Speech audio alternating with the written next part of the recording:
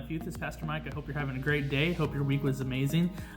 This week we're going to continue to look at the life of Esther and look at the story of her life and what she did for her people.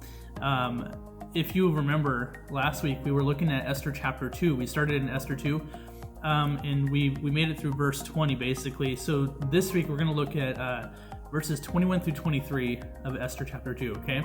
Last week we learned that Esther's life was not easy. It was a very difficult life. She had been brought through an exile. So she had been removed from her home and everything she knew. All of her securities were gone.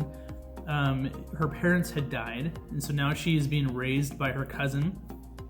Shout out to all the cousins out there. I've got amazing cousins. I hope you do too. But Mordecai took care of Esther, brought her in to his home, and began to raise her. And so if that wasn't kind of stressful enough with the exile and losing your family, she was also forced into this royal beauty pageant where she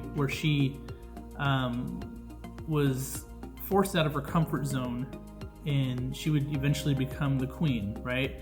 The idea of the beauty pageant was to find somebody who was suitable to take the place of Vashti as queen. And so here we find Esther. She's on the verge of becoming queen, but she's got her cousin Mordecai, who is constantly looking out for her.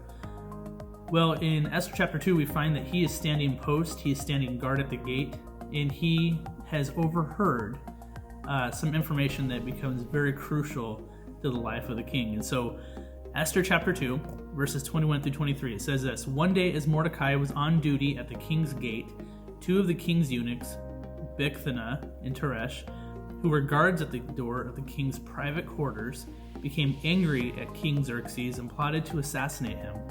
But Mordecai heard about the plot and gave the information to Queen Esther. She then told the king about it and gave Mordecai credit for the report. When an investigation was made and Mordecai's story was found to be true, the two men were impaled on a sharpened pole, and this was all recorded in the book of the history of King Xerxes' reign." Students, here's the deal. I've heard many times, and you may have heard this saying too, that we're in the right place at the right time, or you were in the right place at the right time, right?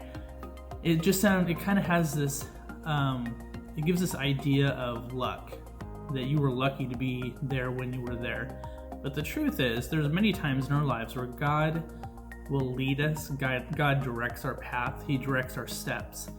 He guides our steps.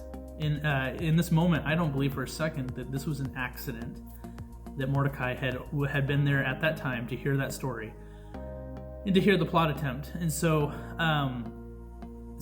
what God ends up doing is he ends up using this moment in Mordecai's life to protect his people.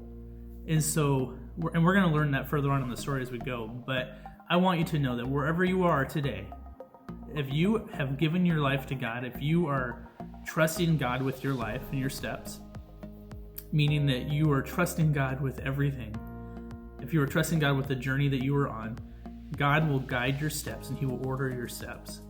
And I really believe that it is not coincidence that God can use whatever it is that you are going through right now to further his kingdom, to propel you in your journey, in your relationship with him.